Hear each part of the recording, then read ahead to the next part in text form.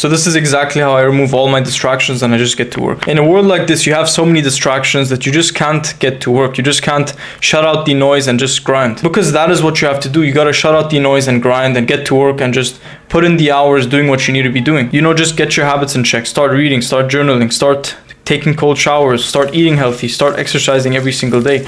Just do these simple basics that are gonna put you ahead of everybody. Most people don't live like this. Most people don't do these things. And you have to ask yourself, what life do you wanna live? Do you wanna live like 99% of people? Then go ahead, do what they do. If you do what the majority do, you'll get their results. So if you do what the 99% of people do, you get the 99% of people's results. If you do what 1% of people do, you get the results of the 1% of people. So it is time to just dial in and take your life seriously. It doesn't matter how much time you've wasted leading up till this point. It's all irrelevant. It's all in the past. You have to start looking forward. So these are all the ways I personally remove my distractions. So my phone is one of the biggest distractions ever. It is everybody's biggest distractions. In today's day and age, you have your phone, it rings. I'm just guilty of this myself, where it just rings and I pick it up. I just want to see what notification I got, or I'm just waiting for somebody to reply, or I'm waiting for this, for that, and you just get snapped out of your focus. So phone is the number one biggest thing that distracts me, and I always try to, in a way, limit it or put it on do not disturb or airplane mode, in fact. So I was just editing videos sitting at my desk, and I don't want my phone to be anywhere in hand's reach, because if it vibrates, I'm gonna pick it up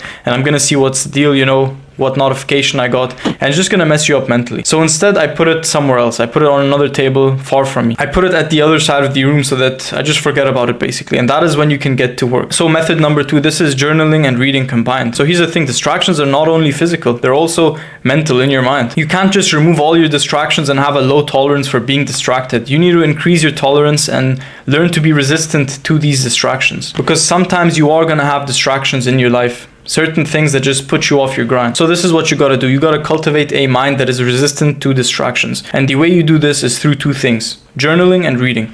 Journaling, number 1, is gonna help you sort out your thoughts in every way possible. It's just writing something down on a piece of paper, your thoughts, is just gonna clear up your thinking process. And reading, on the other hand, is gonna give you enough knowledge to fight life's battles and make the best of everything. I believe reading is single-handedly the best habit that you can ever pick up. Reading the right books and studying the works of the greats is going to put you ahead of everyone else. And here's the thing, like I said, who reads? Who journals? A very small minority of the population actually do these things.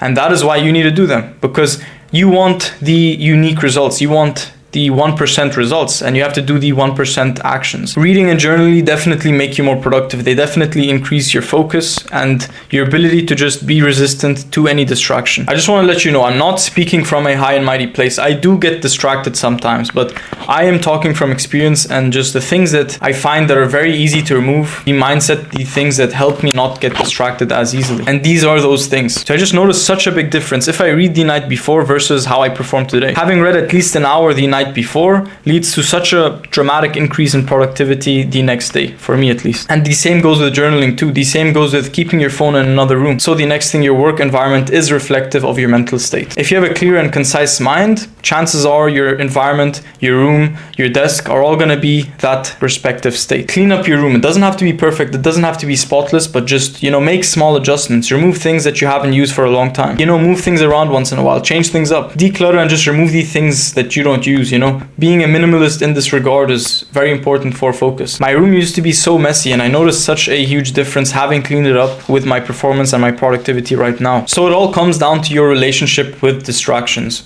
How do you see distractions, and how do you see your ability to be resistant towards distractions? You need to both eliminate the distractions in your life and at the same time make yourself more resistant to distractions. So if something comes, you can always choose to stay focused, because focus is your number one greatest asset. Above all else, your ability to focus and concentrate for long periods of time, that is going to set you apart. And another overall thing is distraction is a state of mind. It's not just physical, it is mostly mental in my opinion. How often you get distracted is how often you let yourself get distracted, because distraction is a choice. You could choose to stay focused on what you're doing. You could choose to keep your eye on the ball, or you could choose to get distracted and remove your eye off the ball. It is your choice, and ultimately your self-image is going to help you make the choice.